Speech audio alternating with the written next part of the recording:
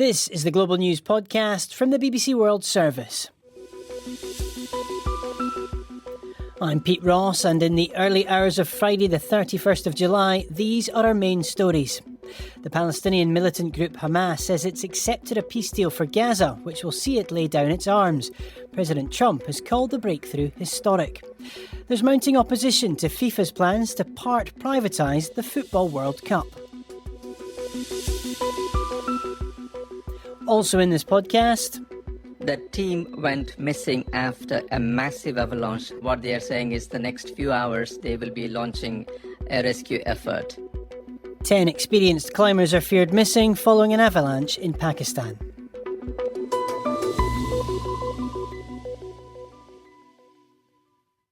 We start in Gaza. Hamas, which has ruled the Strip for nearly 20 years, says it's agreed to lay down its arms as part of a peace plan put forward by President Trump's Board of Peace.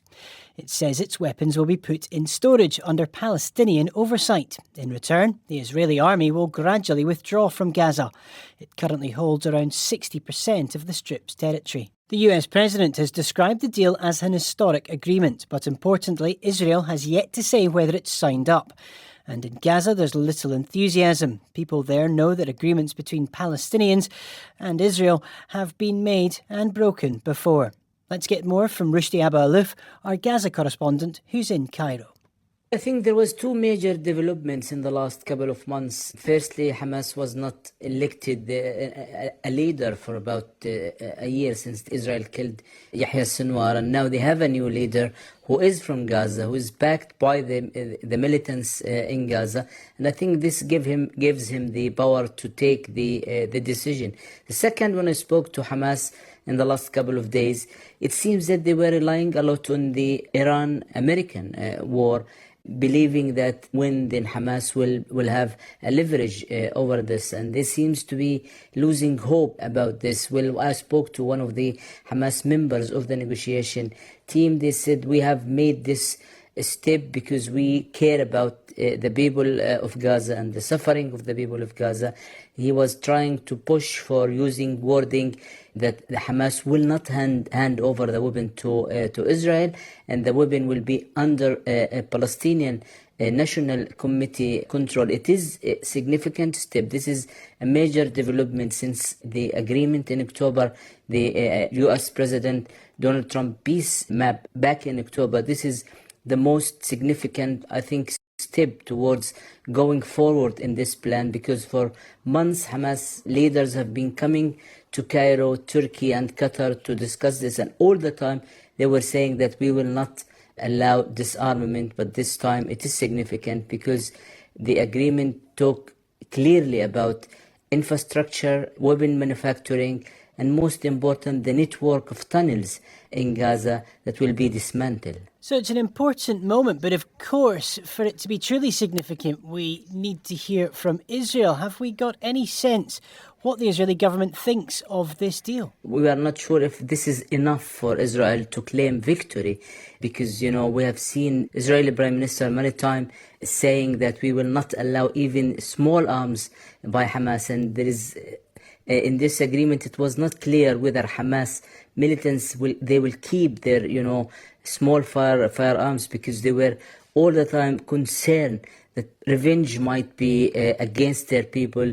Many Gazans accused Hamas during the war of, killing their opponents and maintaining by force law and killing some of the people. Also, there is militia backed by Israel operating in some of the area that under Israeli control, and this is a big concern for Hamas. They raised this issue many times during the negotiation, and part of the deal is that these militia, 4 or 5 militia in Gaza, they will be dismantled before Hamas handing over their weapon, according to this senior Hamas official who spoke to the BBC tonight. Many of the buildings in Gaza have been reduced to rubble, destroyed by the Israelis over the last few years. Does this deal give people their hope that the buildings and things can be rebuilt?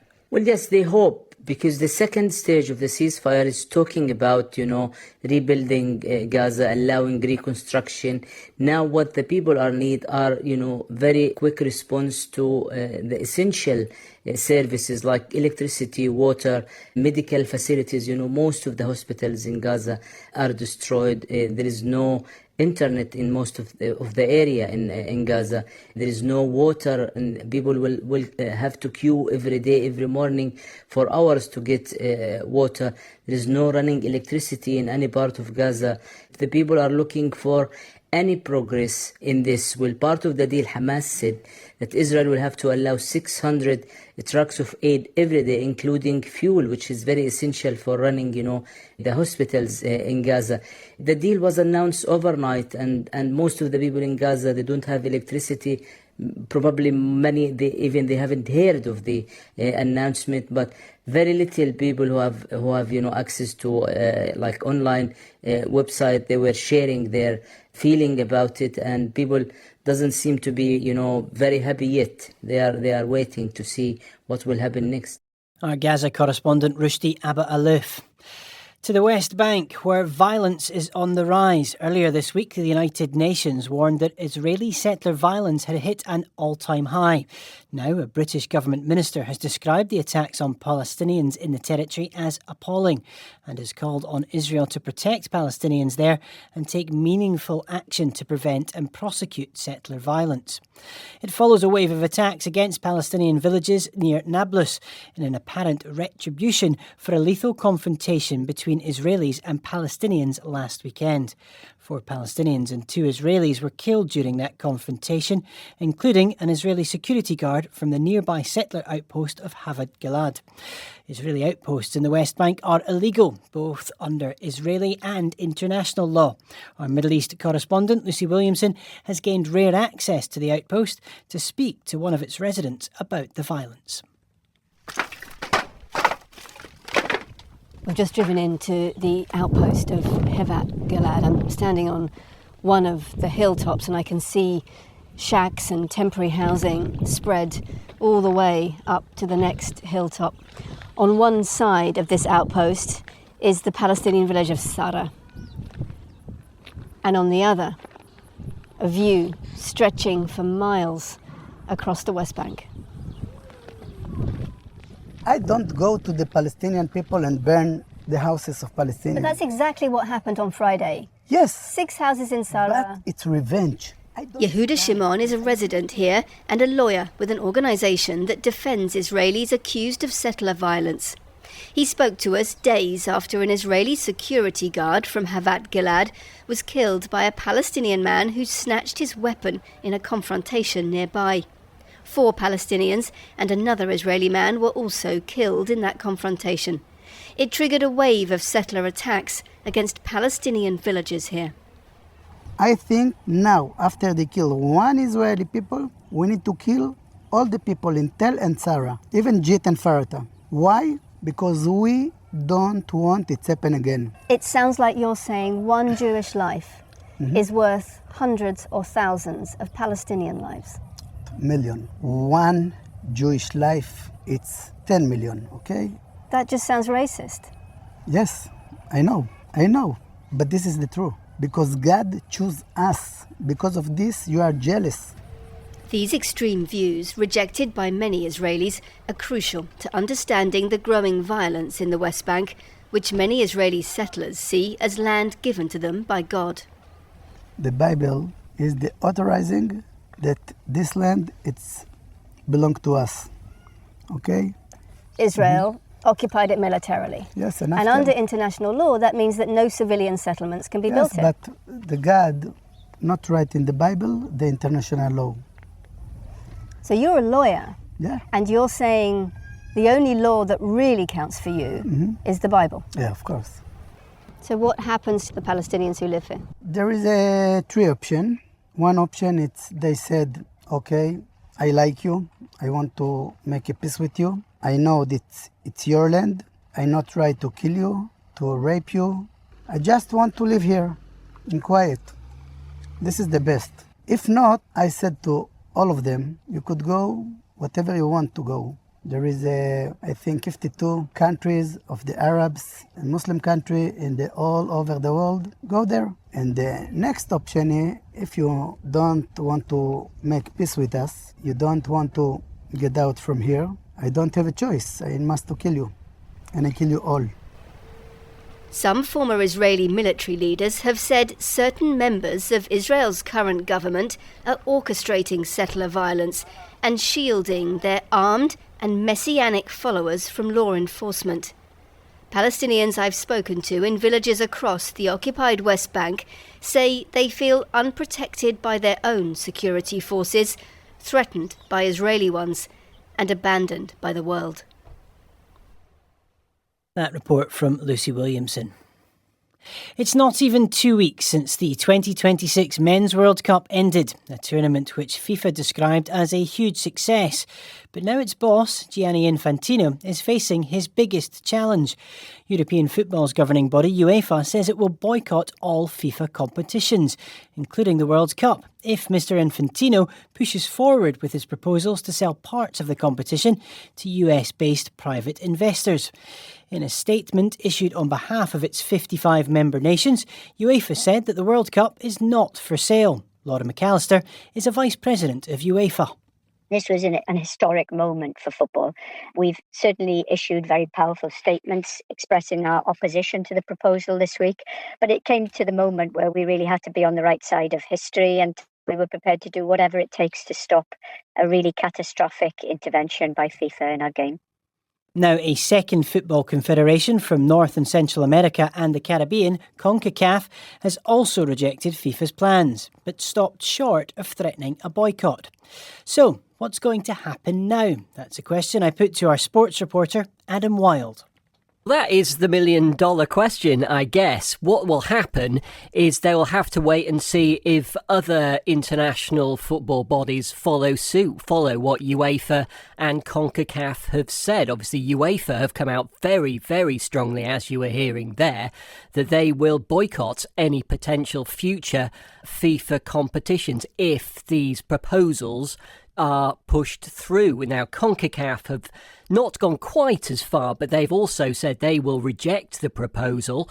And the sources that we have spoken to at the BBC have begun suggesting that whilst they haven't lost faith in Gianni Infantino yet, that they are beginning to lose faith in the FIFA president's ability to govern the game, or indeed have lost it altogether. So if other international federations follow suit, then I suspect this plan may well be dead before it even gets going. Who else has come out in support of UEFA? Because obviously it needs votes, apart from the 55 votes that it has, to vote against this proposal, right? Have we not heard something from Asia as well that suggests that support is kind of building behind UEFA? Yeah, so, I mean, what we've heard so far, just put the definite numbers together. Gianni Infantino, the president of FIFA, has said that he needs a majority of the 211 members of FIFA to back these plans. So you do the quick maths, they need 106 to back these plans. Now, UEFA, they have 55 national associations, all of which have said they won't back the plans. CONCACAF, which represents bodies in North America, Central America and the Caribbean, they have 41 associations. So already the numbers who are opposed to these plans are backing up. Now, as you say, there are plenty of other federations. The Asian Federation said it's so far disappointed it's not been consulted before the plans entered the public domain, so that is falling very short of an outright rejection. The Confederation of African Football says it's going to host a meeting of its executive committees next week. They say to assess and evaluate the proposals. So again, that isn't a rejection. So the numbers may still be there for FIFA, but as I say, the numbers rejecting it are beginning to stack up as well. So it's going to be very interesting what happens over the next few days and whether Infantino can get enough numbers to get these controversial plans over the line. And where does this all leave Gianni Infantino himself? I mean, he's been in the role for 10 years now, and there's obviously elections for him around the corner, which prior to perhaps the last couple of days, it would have been expected for him to win quite handily. Is that still perhaps the case now? Yes, well, look, he has always been a hugely controversial character, hasn't he, even before this summer's World Cup. And I think those incidents around the World Cup, particularly, you'll remember those incidents with Donald Trump and Balogun's suspension that in the end didn't happen, the USA striker. I think that has only cemented those people who feel that perhaps he isn't the right man to lead the most powerful organisation in world football. And I guess things like this and the fallout from this and the controversy that this has caused over the last few days will only add to those who already think that he perhaps isn't the man to lead FIFA into the future. Adam Wilde. To the Spanish enclave of Ceuta at the northern tip of Africa now, where there were chaotic scenes on Thursday. Footage online showed migrants swimming or crammed into large dinghies crossing from Morocco. As they made it to land, many celebrated, shouting Viva España, long live Spain.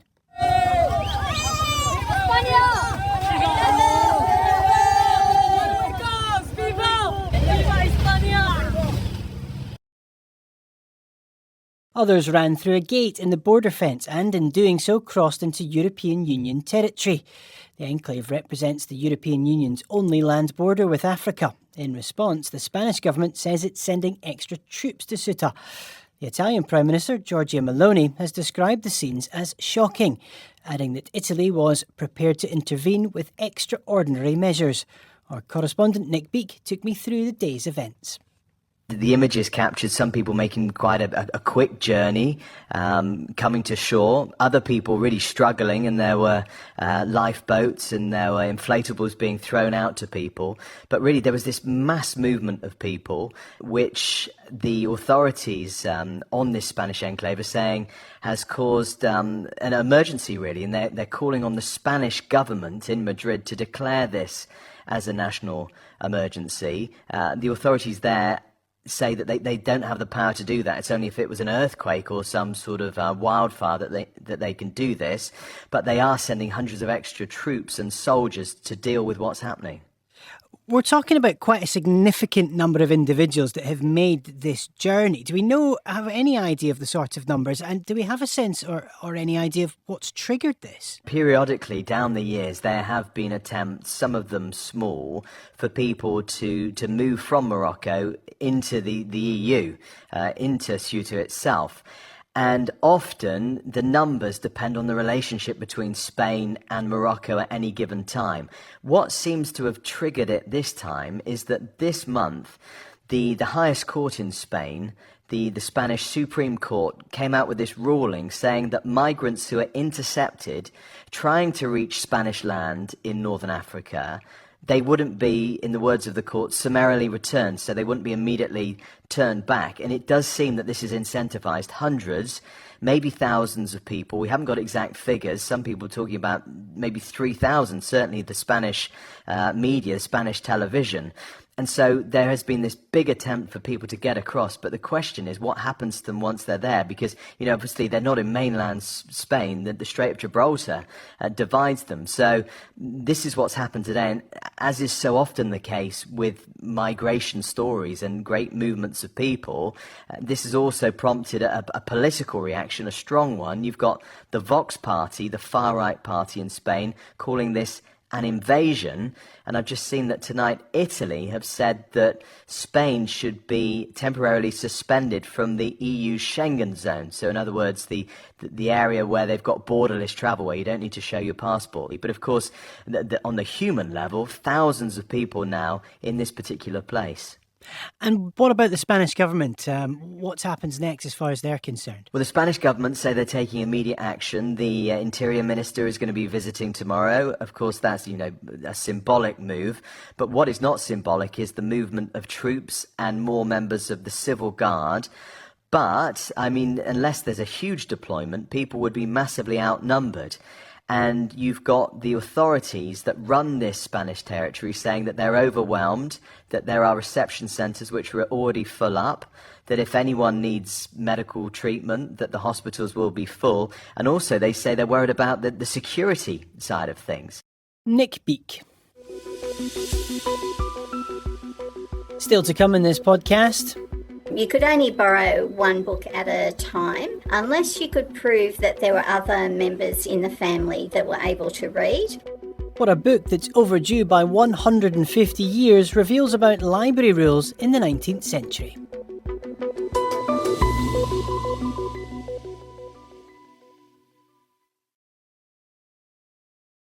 This is the Global News Podcast. Saudi Arabia has one of the largest economies in the Middle East, but its wealth still comes largely from the country's huge oil reserves. So it's no surprise that the massive disruption as a result of the US and Israel's war with Iran has led to an economic downturn. It shrunk by almost 5% between April and June compared to the same period last year. And much as Saudi Arabia would prefer for the war to end, it's being dragged further into the conflict. For more on the economic downturn, I spoke to our Middle East analyst, Sebastian Usher. It's down to the impact it's had on the absolute key oil sector in Saudi Arabia. I mean, the fact that Saudi cargoes of oil haven't been able to go through the Strait of Hormuz is a major factor. There are other routes that they've been taking, but those also have been put under threat as well.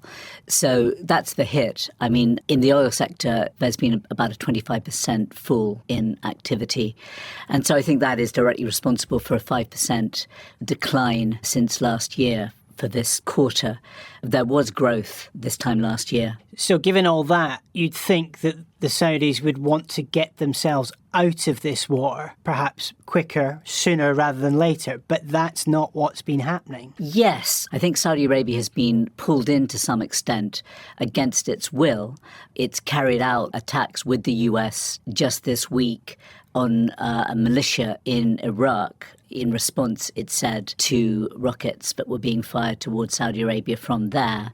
So that's something that the Saudis wouldn't necessarily have wanted to get involved in. And of course, in Yemen, where a Saudi-led coalition fought a war with the Houthi movement for years, which has been in abeyance for the past 2 or 3 years, that looks like it could suddenly be going to erupt again.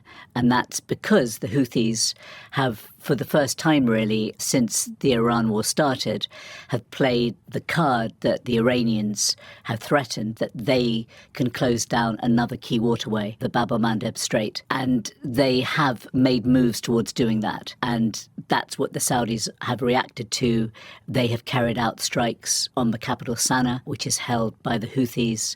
There's been some to and fro attacks between the Houthis and the Saudis.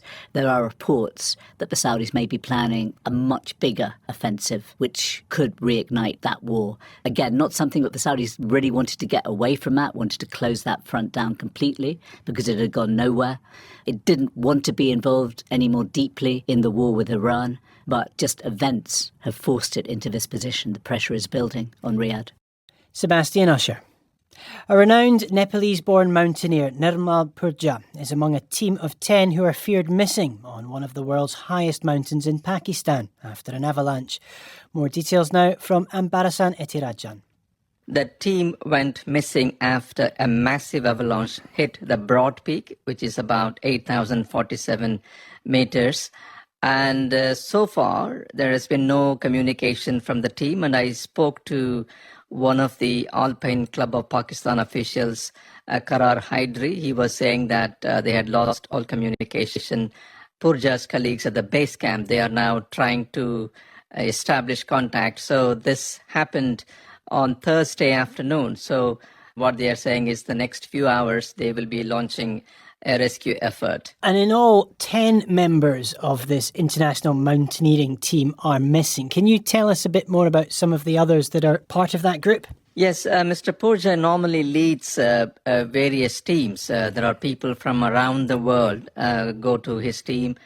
He's basically based in Nepal, but he takes mountaineers to Pakistan or even to on the Chinese side of the Everest. So what we know, according to the Alpine Club of Pakistan, an American, a Chinese national, an Omani, and 5 Nepalese are said to be part of this climbing group. And we don't know the details about one more climber. What we understand is they were actually going up the mountain when this incident happened.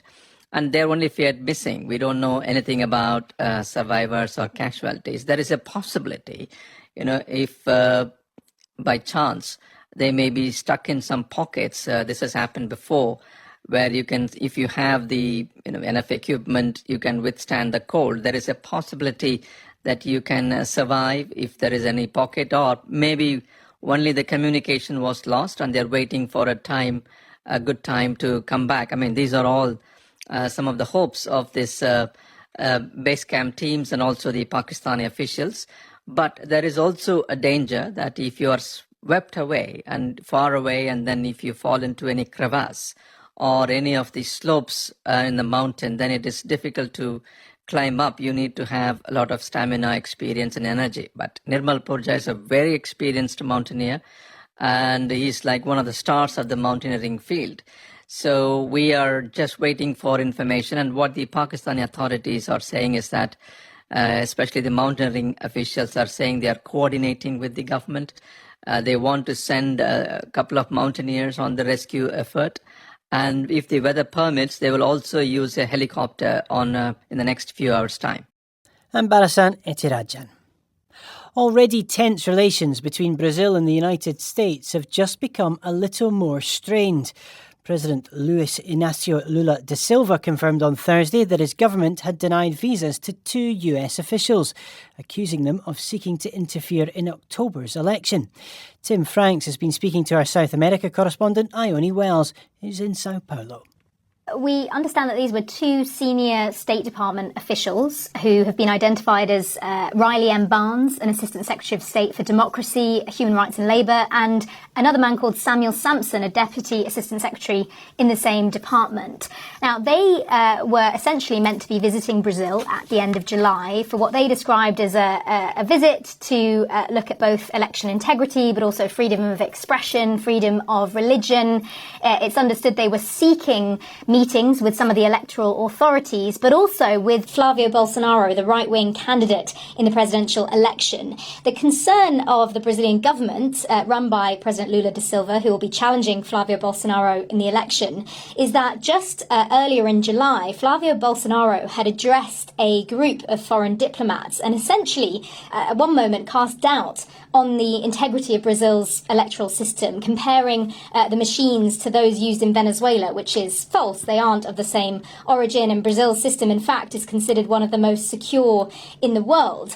As a result, there were concerns from the Brazilian government that this delegation from the US were essentially coming to try to sow doubt on the integrity of the electoral system. Now, Flavio Bolsonaro, after allegations that he was trying to spread misinformation about the election, denied that he was casting doubt on the system and said he was simply encouraging more international election observers to come to Brazil for the election. But I think that has certainly drawn the ire of the Brazilian government, who feel like the US is trying to meddle in Brazilian affairs, something which the US says is baseless. And just in terms of that October election, the presidential election, Lula looking for another term in office, he's up against Flavio Bolsonaro, the oldest son of the jailed former leader, Jair. Are they the 2 leading contenders? Yes, it certainly at the moment looks pretty close between those 2 contenders. Lula, as you say, 80-year-old incumbent president who's seeking a 4th term, although he had a period out of office in between, running against Flavio Bolsonaro on the right, who has been endorsed by his father, Jair Bolsonaro, who, as you say, is currently still serving a 27-year prison sentence after plotting a coup to try and overturn the results of the last election that he lost. Ione Wells speaking to Tim Franks. Now, it's probably fair to say that most of us have returned a library book late at least once in our lives, and it's not uncommon to hear of some library books being returned a few years late.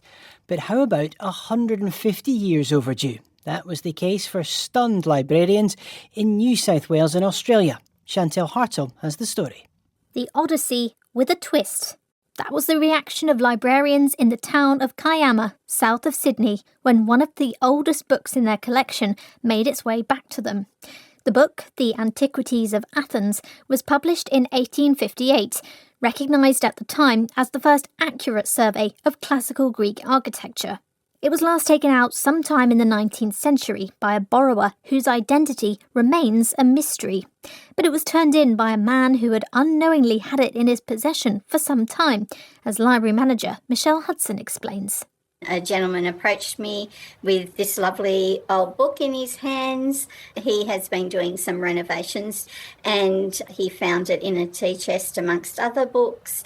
When he flicked through it, he found that it had our Kiama Library ownership stamp in it.